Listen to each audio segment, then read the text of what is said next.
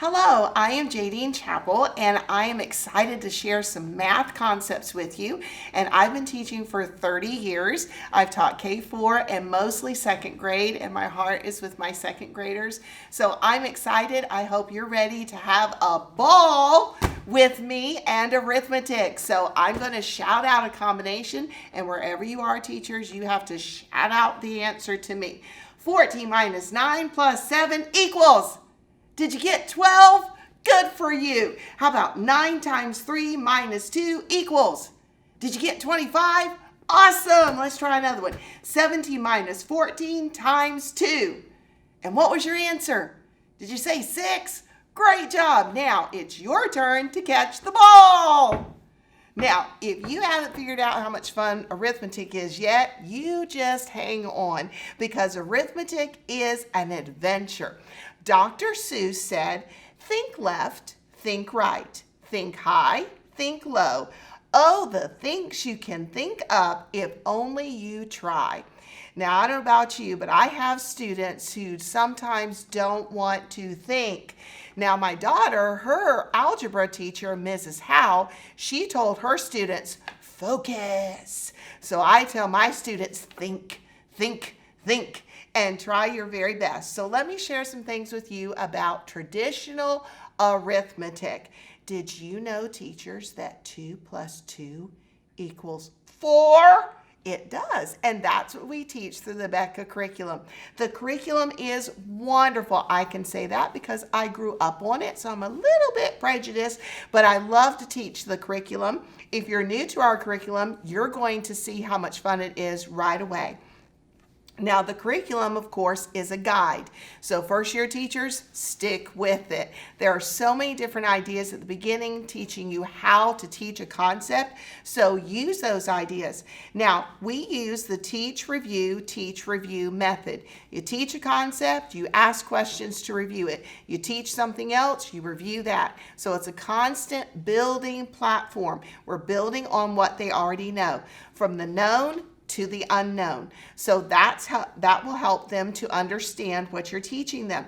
For instance, if you're supposed to teach carrying to the thousands place, don't start with carrying to the thousands place. Start off reviewing carrying to the tens place, then carrying to the hundreds place, and then just jump right in carrying to the thousands place. They won't even know it's a new concept at that point, because you just slid right into it, starting off with what they already knew. Now, teachers, you are the key. When I was growing up, I did not like science. And then when I got to teach science, I prayed that the Lord would give me a love for it, and He did. And science is so exciting.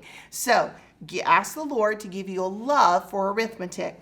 Did you know that most of what the children learn is hands-on? 75%, they need to get their hands on things. Get those felt objects out. Get the stuffed animals. Let them see the charts. Let them hold the flashcards. Get your students involved. Do different things, different ways to keep them excited. The excitement can be contagious, but it all starts with you. So get your students involved. Now, I know that there are some students that you don't want to call on because you know they won't know the answer and it will slow everything down. But you've got to get them involved. They already have been working with their oral concepts and the written concepts, speed drills, but you've got to get those struggling children excited about what you're doing. They're not going to get it the first time, but don't give up on them. For instance, borrowing is the most difficult concept in second grade arithmetic. So how do you introduce it? You introduce it a week before you're supposed to teach it. You get them excited. Something new is coming next week in arithmetic. You don't want to miss it. Wrap it up as a Christmas present. Let them shake the box. Try to figure out what's inside the present. And then you surprise them with something they already know. Toys. You introduce it by having them borrow some toys from another student. Then you teach them just a short little rhyme to help them understand what borrowing is. When do I borrow? Bottom, bigger, borrow. Well, how do I borrow? Subtract 1, add 10. Subtract 1, add 10. Come on, subtract 1, add 10. And you get that excited about it, they will learn the steps and they will learn how to borrow. If you have half your class understand it the first day you teach it, go out after school and buy yourself some coffee. I mean, that's very rare, but they can learn it. Now, fractions. When I say fractions, a lot of people cringe because it was a hard concept for them. Well, let me show you something. How many of your students and children love pool noodles? Probably everybody's hand went up. Pool noodles. Who knew, right? You take a pool noodle, you slice it up. Now, teachers, how many rings do I have? And some of you just said 12. You're so fast. Well, if I asked them to tell me what half of 12 was, all they have to do is push the rings aside. And then they can clearly see there's 6 on this side, 6 on that side. And then you go from that to teach them what is a fourth. Well, first they have to cut it in half. Then they cut this half in half. They cut this half in half. And now they have a fourth because you have 4 equal groups. And then we pull it all together again. Now, what is a third of 12? Well, count by threes till you get to 12. 3, 6, 9, 12. How many numbers did you say? 4 is right. So you have 4 here, you have 4 here, and 4 there. You have 3 equal groups of 4 in each. So you can use this to teach fractions, and all it is a chopped up pool noodle on a piece of yarn, and you can also make it a game. When you cut it in half, and of course we always double check to make sure it's right, this team, if they get the combination right, they slide one of theirs over.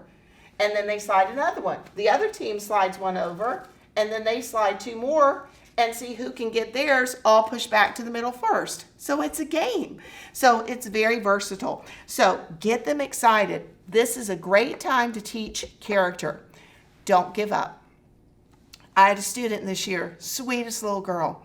She was an A- reader. She didn't write in cursive in first grade, but she really worked at it in second grade. She started writing in cursive. She was so excited. She was doing well in all her subjects, except for math. Math was her struggle. She just could not understand the concept of numbers. So we worked with her. I helped her, practiced with her, showed her every different way you could think of to come up with the answer. And every time she took a test, it took her a long time to get through that test. But I said, you're not going to quit. You're going to finish it. You're going to keep going. And it was just the idea of being her cheerleader. So she kept working. It did take her a long time to finish her work, but it was showing her you can do it. So don't give up. Now, with your materials, you do this with any subject. Lay out your materials the night before in the order that you're going to pick them up.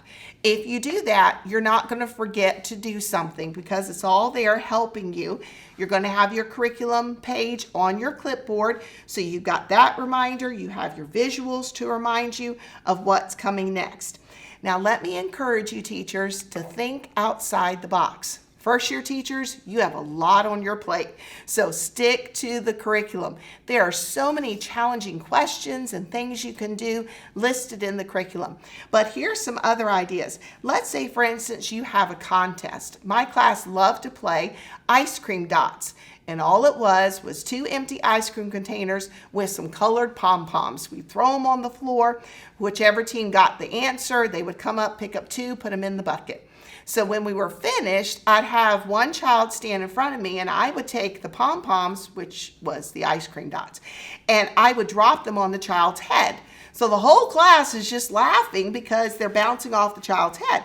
But the team who got them, they're counting by 2s or 3s, whatever you tell them to see how many they have. Now, I know what you're thinking. Well, if they count by 2s and they end up with an odd number, what would you do? Well, I'd make them switch and count by 1s. And if they got it wrong, it would go to the other team. I'm sneaky that way. So after they would do it, let's say, for instance, one team got 15, the other team got 9. I'm not going to say, well, this team won. Stand up, give them a cheer. No, I'm going to say, if you won, stand up. So I make them think, well, which is more, 15 or 9? Then you can ask them, if you know how many more that team got than that team, stand. And you can see if the children are subtracting it. And that's just the first step in helping them with a story problem that comes up later, which asks the question, how many more than you would subtract? So that's thinking outside the box. Another thing you can do with the pool noodles as well is after you cut them in half, let them see the half again, then cut it into fourths. Let me get my groups again. Ask them which is larger, the half or the fourth. Whoa, that just threw them, didn't it? The smaller the number, the bigger the piece. Teach them a little rhyme and they can see it, and that can help them. So there's so many different ways to teach things where you can take it an extra step up and make it more exciting. So let's take a trip to my classroom and give you some ideas of how to introduce liquid measures. Boys and girls, let's sing our measurement song. 12 inches in a foot, in a foot, in a foot. 12 inches in a foot, help us measure well. 3 feet in a yard, in a yard, in a yard. 3 feet in a yard, help us measure 2. 36 inches, great big yard, great big yard, great big yard. 36 inches, great big yard, measuring is fun. You didn't have to see. Now, we have learned how to measure with what you just said, inches, feet, and yards. But I have a bucket of water here. Would I use a ruler and a yardstick to measure how much water is in my bucket, Kara? No. No, this is capacity. If you're going to measure things like water and orange juice and milk, all those liquids, you need to use liquid measures. And we have several of them here. You probably recognize these because your mom or dad have them in your house. Mom or dad, or even your grandparents, they may use them to make different dishes that you like for supper, or maybe different desserts. So repeat after me. We have a cup, pint, quart, gallon. Now, do they look like they're in order from the smallest to the largest, Zahara? Yes, they are. But here's a clue to help you remember the difference in their sizes and how much they can hold. Cup has 3 letters in the word. Pint has 4 letters in the words. We go from 3 to 4, and then quart has 5 letters in it, and then we go to gallon. So the number of letters in the words keep going up, don't they? Just like they go up in size. That's a fun way to remember. Now, you are probably thinking, Mrs. Chappell, are we in math or science? Because this looks like a science experiment, doesn't it? Well, if you're wondering, are we doing math or are we doing science? The answer to your question is yes, because we are doing both. In math today, we're going to conduct an experiment. But you know, when we do experiments, we have to ask questions. So the first question I have is, how many cups do you think it's going to take to fill a pint? Now, we need to have some guesses. So, Grayson, what do you think? 2. He thinks 2. Does anyone think anything else? Madison, what do you think? 2. She thinks 2. Anybody, anything different than 2? All right, Nina, what do you think? 2. She thinks 2. Well, everybody, it looks like you think 2. Well, we're going to test our theory that it is 2. So let me get a whole cup of water, and of course we need to make sure we measure it carefully. Got to look right on the line. Now we're going to put 1 cup in and see if it fills it up. Ready?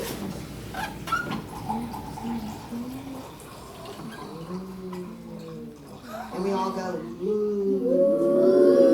All right, it's not full yet, so we need to do another cup. So EJ, is this cup number 1 or 2 I'm getting ready to pour in? 2. I'm getting ready to pour 2 in. Let's see if it goes all the way up and we fill it up. And we did. It's 2 cups equal 1 pint. Class, let's say that. 2 cups equals 1 pint. And there we have it. And we can even read it the other way. Let's start on this side. 1 pint equals 2 cups. We did our first experiment. Now let's do another one. So let's start with another question. Now, how many pints do you think it would take to fill a quart? We did 2 cups in a pint. How many pints would equal a quart? Fox, what do you think? 2. You think 2 also? Really? Could it be the same number? What do you think, Caden? 2. He thinks 2. Well, let's go ahead and test it. All right, so this is 1 cup of water from the pint into the quart. Let's see what happens. We all go, wow, experiments in math is awesome. All right, now that's one. Let's see if we can get a whole nother one in. I don't know if we can. Let's try it. Let's see. Got to make sure I measure it carefully. Don't want to have too much. Ooh, that's interesting. That's not what I pulled out the first time. All right, let's see. Number 2 going in. Let's see if we get it. Oh, look at that. We got 2. We did it. So, how many cups equal a pint, class? 2. 2. And we just did pints and quart. And how many did we come up with? 2. We did. Let's read it starting on the left side. 1 quart equals 2 pints. It's the same number. That's going to be easy to remember, don't you think? Now, we're going for the big one. All right. Now, before you give me your educated guess, like we do in science, what could you buy in the grocery store that comes in a whole gallon? McKenna? Orange juice, grape juice, and Oh, the list goes on and on. You start with milk and orange juice, grape juice. You must like a lot of juice. So we can buy those things at the grocery store. Now, how many do you think we can get in? Quarts into a whole gallon, right? What do you think? 4. Really? I mean, we were on a roll with 2 and 2. You think now we're going up to 4? Iris, what do you think? 4. She thinks 4. Well, Iris, I need some help because I need both my hands to pick this up. Would you come stand right here and you get to hold the funnel? You hold that right there. And I'm going to take this one whole quart and pour it in. And we all go, science is amazing. Now you're still good, right? You're holding that? All right, that was just one. So our prediction is 4, Chris. Strange things are happening here. All right, here goes number 2. My assistant is doing a fantastic job because she doesn't want to get wet. I have the apron. You don't have the apron. All right, that's 2. Looks like we can fit number 3. Here we go. Number 3 is going in. Oh, we're getting close. You know what this reminds me of, boys and girls? As I pour this water in, I think of the Lord filling our hearts with joy. Joy to overflowing. Now, we don't want this to overflow. We want our hearts to overflow with joy. Here comes number 4. It's getting close. Just a bit. Getting there. Oh my goodness. And I think we're just going to do it. Thank you, Iris. 4 quarts in a whole gallon. Wow, right up to the top. So let's look at our sign up here. And class, let's read it together on the left. 1 gallon equals 4 quarts. Oh my goodness. I just thought of something amazing. 2 plus 2 equals 4. How about that? That is so easy to remember. Now, I've got a challenging question because you know I always ask you a challenging question. If it takes 2 cups to equal 1 pint, how many cups would it take to equal 2 pints? Ava, 4. what did you do to the number 2? I added it. Yes, she added it, or you could say you doubled it, right? Now, if it takes 2 pints to equal 1 quart, how many pints would it take to equal 2 quarts, Kara? 4. You doubled it. Isn't that amazing? We can remember our liquid measurements with just a simple combination. 2 plus 2 equals 4. I hope you enjoyed seeing a fun way to introduce liquid measures. Now I want to show you a picture of the process cards that we use and point out something about the division card. The children need to be able to recognize both signs for division. The house one is my favorite, but they never know where to put the answer. So just teach them it's a house and the answer is the chimney. So it goes on top of the house. And of course we have our measurement cards, and then the Abeka curriculum has these beautiful charts with all the families. Now this is a great way to start your math lesson, and even in the middle of your math lesson, like before or after your speed drill, just to get the wiggles out. One way that my students love to recite these charts is front, back, side, step, clap. So I'm going to show it to you. It's really a lot of fun. So saying the 13 subtraction chart, and it would be up in front of them so they could see it. 13 minus 0 equals 13. 13 minus 13 equals 0. 13 minus 1 equals 12. 13 minus 12 equals 1. And then they would repeat it. Now, it took a while to get them coordinated because they're children, but it was so much fun. We would do the front and back first, then we did the sides, and then we combined it. So they were doing the opposite one. You know, I call them cousins. It's like twins in addition. And they would do it back and forth, which really helped them to memorize the chart. So you can do it in order, or you can do it back and forth like that. So let's go ahead and look at 5 parts of a math lesson. The first one is the warm-up. Now you'll notice it's only 5 to 10 minutes because this is just getting them warmed up like an athlete before a big race, and then you'll have more time for the main concept for that day. So when you're doing the flashcards, of course, always pull it from the back to the front because then you get to see the answer out of your peripheral vision. So when you pull it up, you already know what the answer is and you can watch the rest of the class. Once you introduce a family, get rid of the ones with +0 and +1 because they should know those, because anything +0 is the other add-in, anything +1 is the after number. So that way when you're reviewing the flashcards, they're only seeing the more challenging ones. And you can do the same thing with subtraction. So they're reciting, and you can do the cousins as I call them. But again, once they get those easier ones, get rid of those so they can work on the hard ones. Even the 12 subtraction family, once they've mastered that, get rid of those and focus on the newer ones, the more challenging ones, which those of you who've taught for a while, the 13 subtraction family, for some reason, that's one of the most challenging ones. So we can spend some more time on those. And of course, second grade, we get to learn the multiplication and the division. And I always like to introduce times 0 because it's King 0, and no one can defeat King 0 from the land of multiplication. Neither can you defeat King 0 from the land of division, who is his cousin. So just make it fun for them so they can learn these concepts. Now, the other cards that we get to use, these are the measurement cards, the star cards, as I call them, so many different ones. So when the curriculum states to practice these and have the students give the number, let's take it a step further. Make it more challenging for them. You could have 3 children standing at the front, and they're all holding their star cards. Of course, they would hold them in front of themselves so we can see their faces. And then you would have 2 children standing in the classroom for a challenge match. And of course, you would start off first asking, what is the number? And the first child to say the correct number gets to challenge someone else until he gets 3 points. Once they've said this side, just flip it over. Then up your questions. What would Becky's number be if it was 1,000 more? What would Jaden's number be if it was 100 less? Which number at the front has no tens or no hundreds?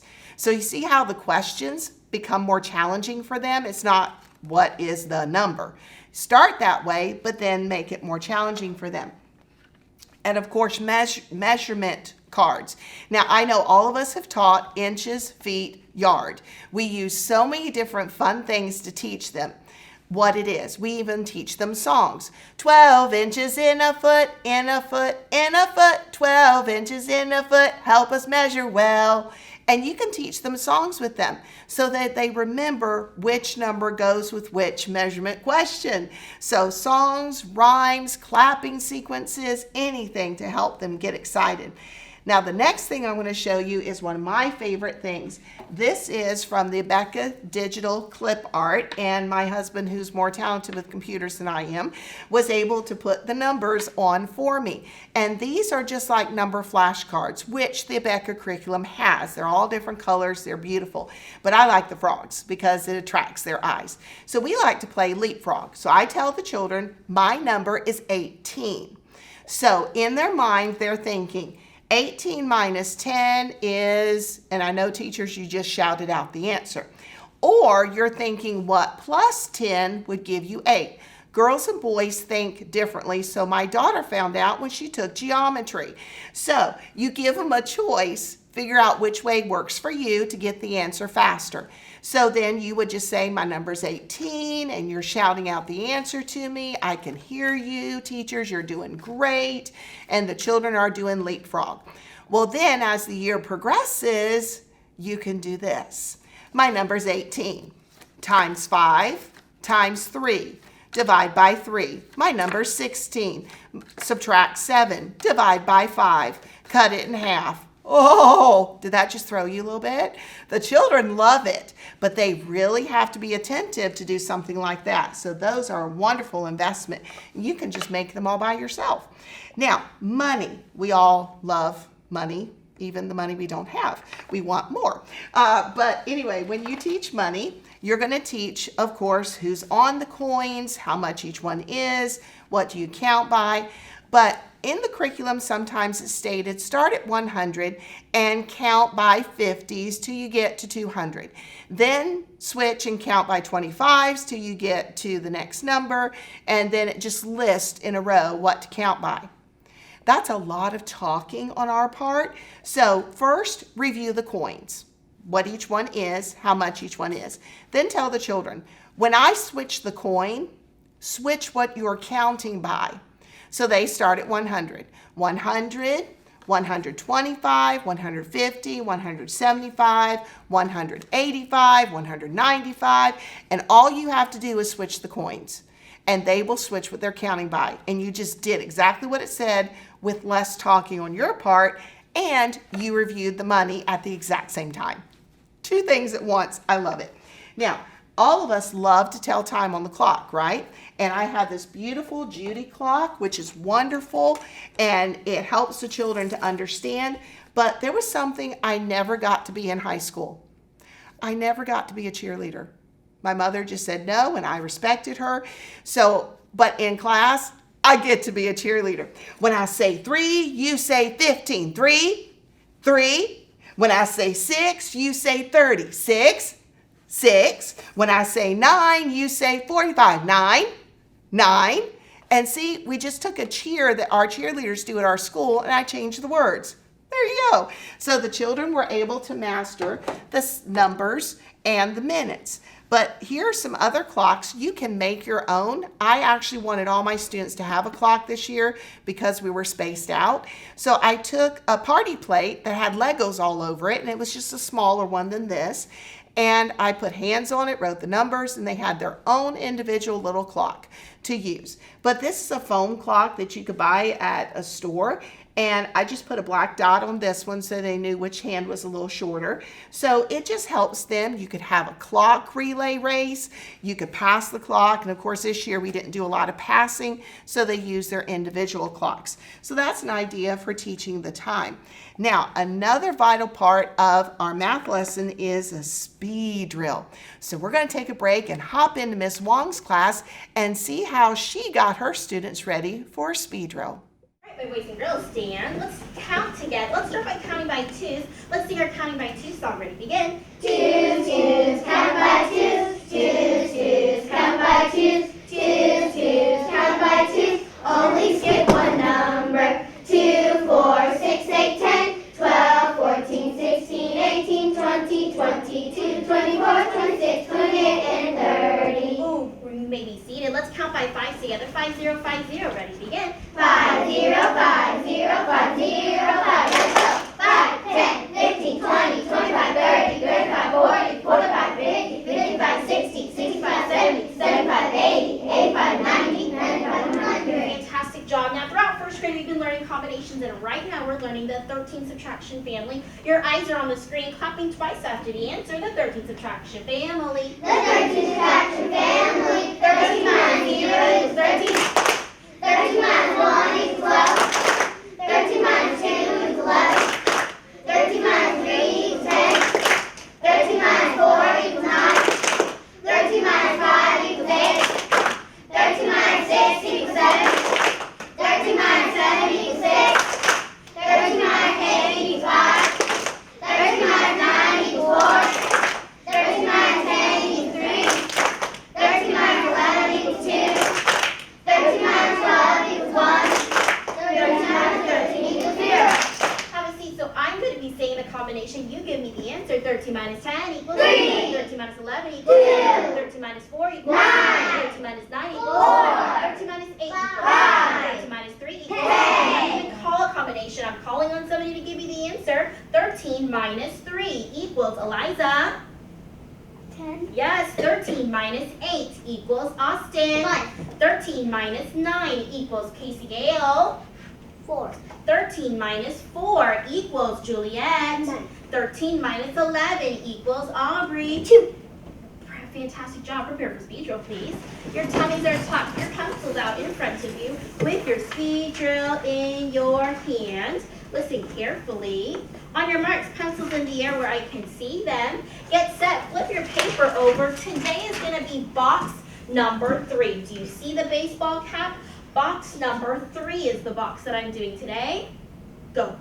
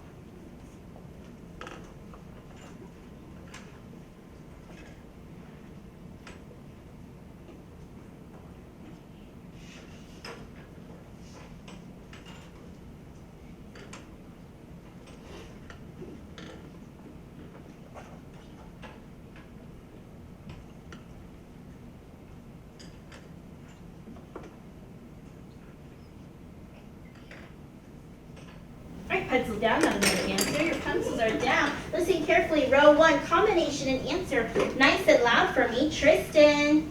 11 minus 8 equals 3. Ooh, I love your loud voice so your friend can hear you. Keep going, handsome. 11, 6 plus 6 equals 12. Perfect. 4 plus 6 equals 10. Fantastic. My second row of combination and answers. Combination and answers nice and loud for me. Olivia. 9 minus 4 equals 5. Yes. 7 plus 4 equals 11. 10 minus 4 equals 7. Now check that one more time. What's 10 minus 4, Olivia? Not 7, but... There you go. So read the combination one more time with the right answer, Olivia. 10 minus 4 equals 6. 11 minus 9 equals 6. Yes, and my last 4 combinations, nice and loud. So your friend all the way at the other corner can hear you nice and loud for me, Colton, the last 4. 5 plus 4 plus 3 equals 12. 5 plus 6 minus 4 equals 7. 8 plus 2 minus 7 equals 3. 11 minus 6 plus 3 equals 8. Perfect, fantastic. Freeze. When I say go, papers at the tip top, pencils at your tip top, scoot your chairs back, go. Quickly and quietly, please. Another fun part about math is learning story problems. When you get to the part about story problems, get the children involved. Get girls up to be ducks, boys can go up to be the frogs. There were 9 frogs hopping on a log, and there were 3 ducks swimming in the lake. How many animals were there all together? And all the students have to do is count all their friends at the front. When it's on a worksheet, they can draw the pictures to figure out the answer. So be animated with story problems. And teach the children what the clue words are. all together. How many more than? We subtract, because you can't make an addition sign out of these 4 fingers, so it has to be subtraction. So teach them those clue words, have them underline them on their worksheet, circle the numbers so that it jumps out at them. Now, I also wanted to show you another part about the lesson, which is the new material. You're going to introduce it by reviewing first. Review and jump into that new concept. You're going to teach it, explain it, and demonstrate it. Now, I know when you look at the lesson and it says your new concept of the day is to teach a dozen. It's very easy to stand up with an egg carton and say, boys and girls, you know what this is, right? It's an egg carton. Your mama says, go over and get a dozen eggs for me, and you pick up the egg carton. So there are 12 things in a dozen. That's not going to work. The children need to count the 12 eggs, the 12 spots on the carton. Then you need to get out more things. You get out 12 M&Ms, and they count the M&Ms. Then you get out the Twizzlers, and they count all 12 of the Twizzlers and the one that got away. There's your 12th one. So get out straws. Have them count 12 straws. Have them get all these little frogs, and they can count frogs. They can count fluffy animals, and they can even count ice cream dots. So let them count as much as they can possibly count. That will help them to understand that there are 12 things in a dozen. Then you can really challenge them by asking them how many things are in 2 dozen. So I'll let you be creative with that one. Now, so that gives you an idea about making them think. Now, with that in mind, we're going to take another trip to my classroom and see how you can introduce between numbers. Boys and girls, we're going to start off with some counting today. So ladies, you're going to be with the ladybug. Boys, you're going to be with the frog. And when your friend is up, you're counting. When they're down, you're practicing. So ladies, stand. We're going to go from 2 to 24 by 2s. 2, 4, 6, 8, 10, 12, 14, 16, 18, 20, 22, 24. Let's check that carefully. Ladies, stand up. Let's start at 18 again. 18, 20, 22, 24. There you go. No problem. It happens. We just go back and fix it. All right, boys, stand. You're going to do 5 to 60. 5, 10, 15, 20, 25, 30, 35, 40, 45, 50, 55, 60. Oh, well done. That was good teamwork. All right, now we're going to do 10 to 100 by 10s, girls.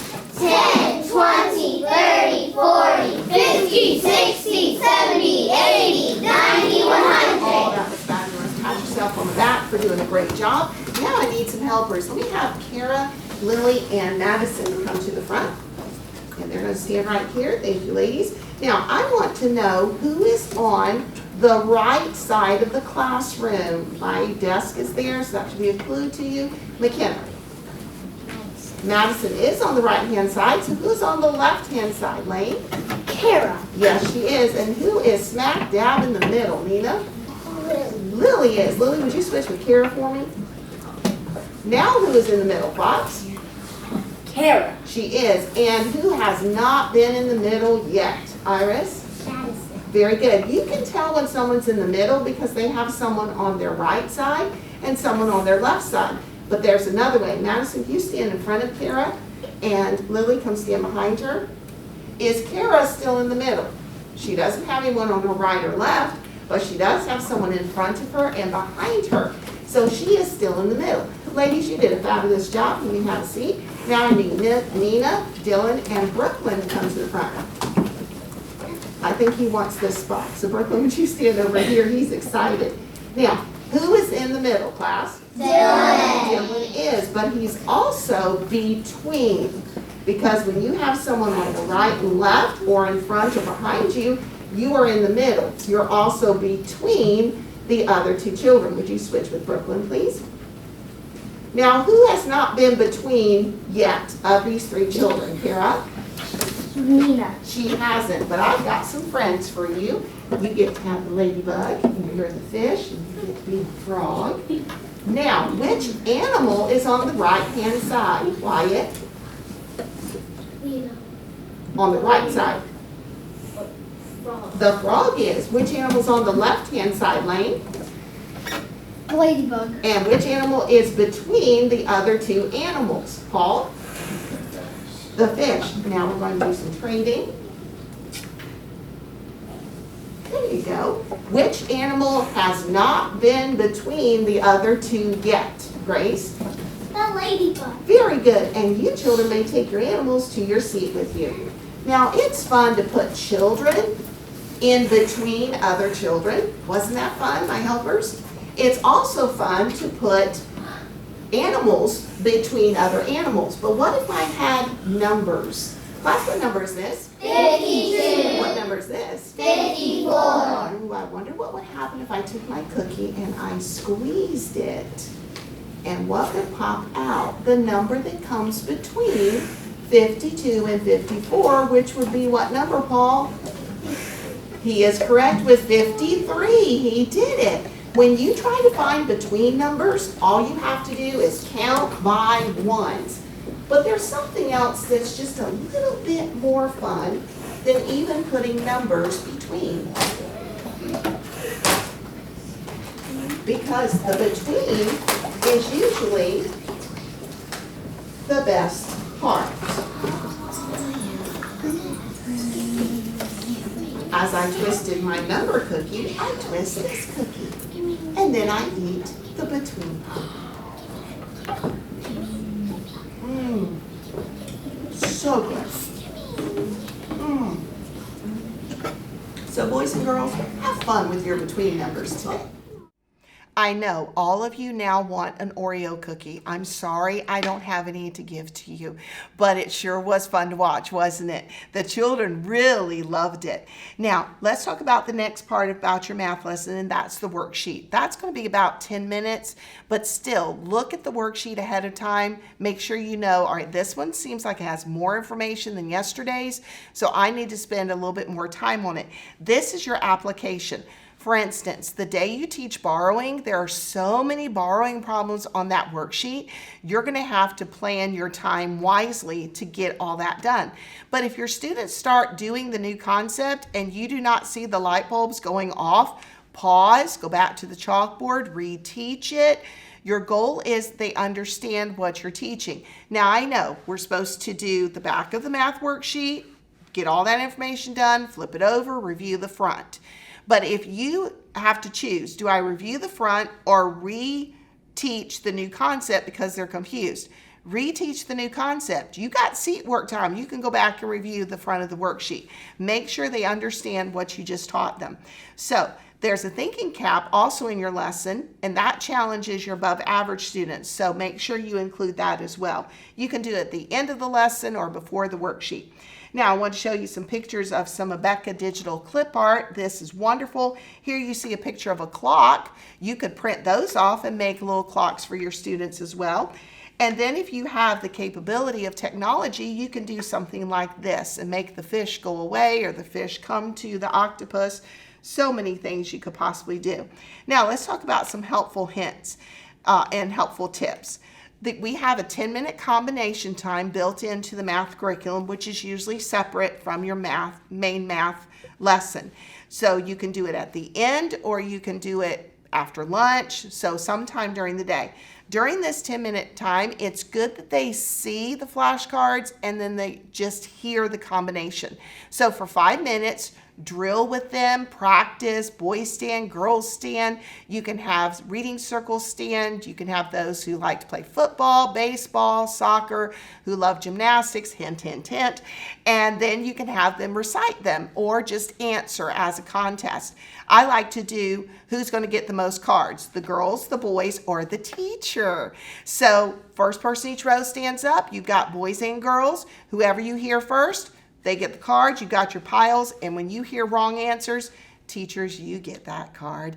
And usually when I get 3 or 4 or 5 cards, I get applauded, and I didn't have to do anything but put the card down. That's pretty cool.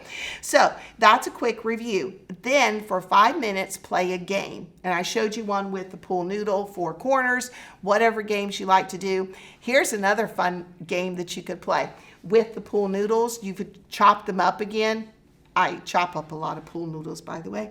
And then you have 2 buckets and you have giant pencils, 2 teams. Whoever gets the combination right gets to come and put a ring on the stick. Then they hold the stick for the rest of their team. And the team that gets all the rings on their stick first wins. So you can use it for that as well. Let me give you a helpful tip about overlapping concepts. Sometimes in the math curriculum, you have clock to review, money to count, combinations to answer on the chalkboard, all in your warm-up and review. So overlap things. Have children at the board counting money, have children answering combinations at the board, and then you do clock review with the class. You'll have a lot of things going on at once, but if you just keep watching them, you can cover a lot of material. Also in the curriculum, there are dictated problems that the children do. They can do it on their handy-dandy notebook, on a piece of paper, or right there on their worksheet, or even on the front of their speed drill. So those written practice times are very, very important. So I wanted to show you a couple of pictures of some visuals that you can make that really help enhance your lesson. Here is a fun ruler. It's got 12 little inchworms sitting on top of it for 12 inches in a foot. You can also have giant footprints, and there's 3 of them, so 3 feet in a yard. Here's an example of some chalkboard work. So you don't have to write everything up every single day. If they're supposed to measure a square, you can have a square piece of paper ready to go. You can use little magnetic shapes where they can measure and do perimeter. If they're supposed to put between numbers, use magnetic numbers. Even the students could help you put those up after school. Now, you know we have dot cards in our curriculum, which are wonderful for helping the children count.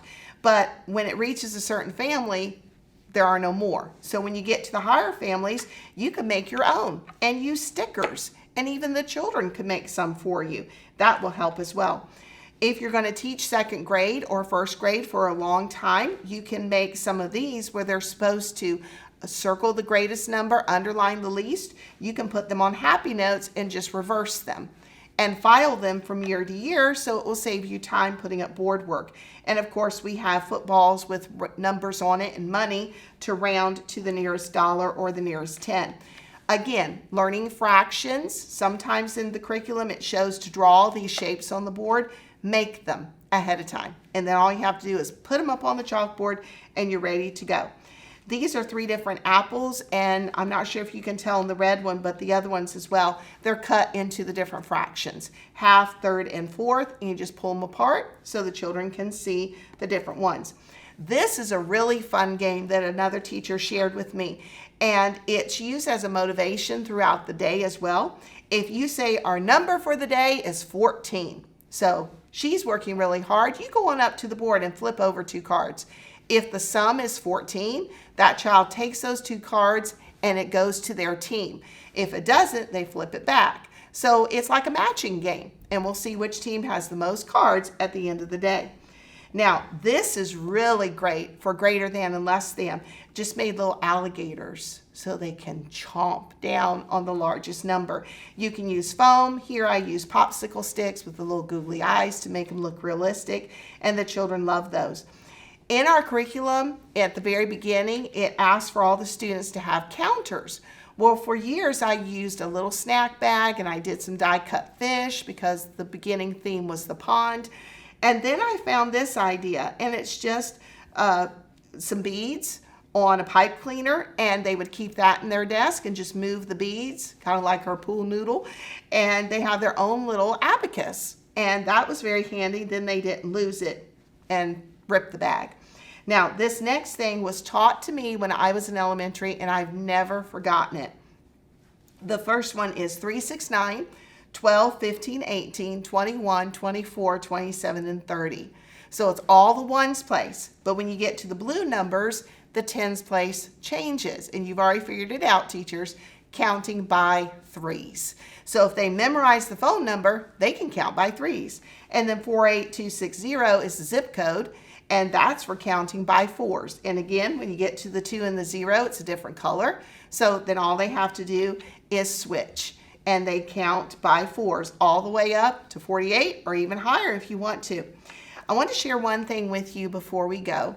about the student that I was thinking about this morning. I think I mentioned her at the beginning. She struggled in math. That was her nemesis, all right? So her arch nemesis, if you want to say it that way.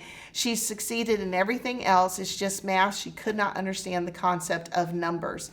I tried several different ways to help her, to show her how to count. She did not like making tally marks all over her paper, which I don't blame her, but it did help her. Her mom was helping her as well, and I said, we're going to get this. And the year ended, and she still struggled with it. Her last math test, it took her so long to finish it, but she did. She finished it. And I was a little discouraged because I thought I wanted her to reach this point. I just wanted, a big, big climax to the year. Her mom actually talked to me just the other day. It was the day after the last day of school. And she said, Mrs. Chappell, she got out her chalkboard and she started writing math problems on it. And she came to me and she said, Mama, what's the answer to that one? And she said, I told her I knew the answer, but she had to tell me. So she actually figured out the correct answer and went to her mom and whispered it in her ear. So I thought, this is as high as this little girl's going to go. But school is over and she's still playing school. And she's getting the concept slowly, one day at a time. But the fact that she took the initiative and she wanted to try to get the right answer, that encouraged my heart. So let me share one more thing with you. The Mad Hatter was known for being mad. But this is what he said. The only way to achieve the impossible is to believe it is possible. So teachers, I pray for you this year. Encourage your students not to quit. Keep going. They can do it. And don't forget to tell them, think, think,